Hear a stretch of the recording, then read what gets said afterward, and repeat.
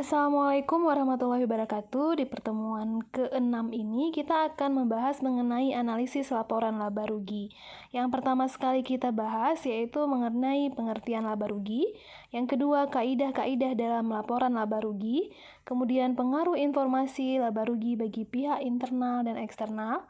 Kemudian yang terakhir yaitu permasalahan umum yang timbul dalam analisis laba rugi. Silahkan disimak slide berikut.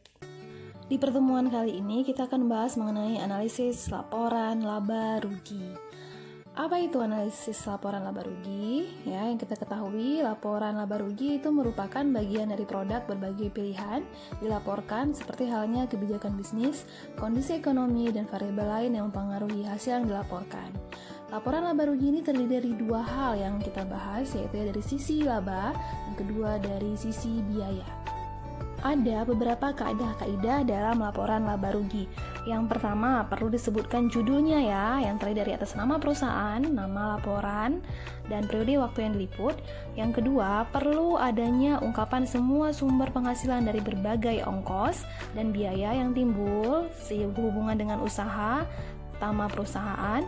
Yang ketiga, perlu ditunjukkan secara jelas besarnya laba usaha atau rugi usaha dan besarnya pendapatan bersih atau kerugian bersih untuk periode bersangkutan. Yang keempat, perlu diperlihatkan secara khusus besarnya pajak perseroan. Yang kelima, pos-pos atau laba rugi insidental dan penyesuaian periode sebelumnya perlu ditunjukkan secara terpisah. Yang keenam, tunjukkan laporan laba rugi periode-periode sebelumnya sebagai bahan perbandingan. Yang terakhir, informasi penting yang bersifat menjelaskan tempatkan sebagai catatan kaki. Catatan kaki ini merupakan suplemen dari laporan utama. Terdapat unsur-unsur dari laporan laba rugi, yaitu yang pertama yaitu penjualan atau sales. Di sini merupakan penerimaan yang diperoleh dari pengiriman barang dagangan atau dari penyerahan pelayanan dalam bursa sebagai bahan pertimbangan. Yang kedua, harga pokok penjualan. Itu adalah merupakan harga beli atau pembuatan suatu barang yang dijual. Bisa juga disebut dengan cost of goods sold, ya. Harga pokok penjualan di sini pada dasarnya sama dengan harga pokok pembelian, seandainya tidak ada persediaan barang dagangan. Namun, berdasarkan pada kondisi dan realita di lapangan, tetap ada ditemukan barang-barang yang tersisa atau tidak terjual semuanya. Dalam perusahaan dagang, harga pokok penjualan dihitung sebagai berikut. Bisa kalian lihat di slide berikut. Pada slide berikut terlihat harga pokok tersedia untuk dijual yang terjadi pada perusahaan dagang.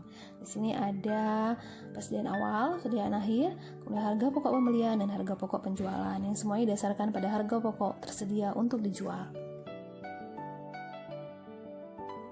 Ketiga, yaitu depresiasi. Di sini penurunan nilai yang terjadi secara berangsur-angsur dari waktu ke waktu. Di sini pada berbagai jenis barang seperti gedung, kendaraan, peralatan kantor, dan berbagai inventaris lainnya. Yang keempat yaitu bunga. Bunga di sini merupakan balas jasa yang harus diberikan atas dasar kesepakatan dalam pinjaman yang diberikan. Bunga ini dicatat ada dengan dua pencatatan, yaitu yang pertama cash basis, yang kedua accrual basis. Dengan cash basis dilakukan apabila kredit tersebut pembayarannya mengalami permasalahan seperti kredit macet. Yang kedua accrual basis. Accrual basis ini dilakukan apabila bank melihat bahwa debitur memiliki kelancaran pembayaran yang betul-betul baik. Unsur yang kelima yaitu pendapatan sebelum pajak. Di sini merupakan laba yang terlihat atau yang diperoleh sebelum dikurangkan dengan pajak. Yang keenam yaitu pajak, merupakan beban yang dibebankan oleh pemerintah atas penghasilan perorangan, perusahaan, tanah, barang-barang pemberian atau sumber-sumber lainnya untuk memberikan pemasukan bagi barang umum atau publik. Yang ketujuh yaitu laba setelah pajak, merupakan laba yang diperoleh setelah dikurangkan dengan pajak. Biasa disebut dengan net income atau net profit yang diterima oleh perusahaan. Sebaliknya, apabila perusahaan menderita rugi, angka terakhir dalam laporan laba rugi adalah rugi bersih. Ada dua format dalam laporan laba rugi. Yang pertama multiple step income statement. Di sini format pembuatan laporan laba rugi banyak tahap atau langkah berganda. Di sini dalam multiple berisi margin kotor, pendapatan dan operasi yang berlanjut, pendapatan sebelum pos luar biasa, dan laba bersih. Yang kedua, single step income statement. Di sini disebut juga dengan format pembuatan laporan laba rugi satu tahap atau langkah tunggal. Di sini merupakan dengan menghilangkan penjumlahan pertengahan seperti laba kotor. Yang terakhir, kita akan bahas mengenai pengaruh laporan laba rugi bagi investor. Bagi banyak pihak, laporan laba rugi dipandang sebagai ringkasan kegiatan yang dilakukan oleh suatu perusahaan selama periode akuntansi. Investor kebanyakan adalah mereka yang menjauh dari risiko. Atas dasar sikap seperti itu, investor menginginkan laporan laba rugi yang disajikan adalah penuh dengan keterbukaan. Namun, dalam kenyataan masih ada temuan tentang tindakan fraud oleh pihak manajemen perusahaan.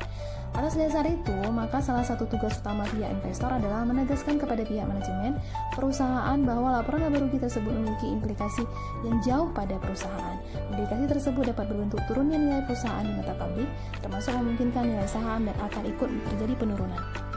Oke, di slide berikut ada beberapa pertanyaan untuk dapat didiskusikan. Jawablah pertanyaan tersebut dengan benar sesuai dengan materi yang telah dijelaskan. Selamat bekerja!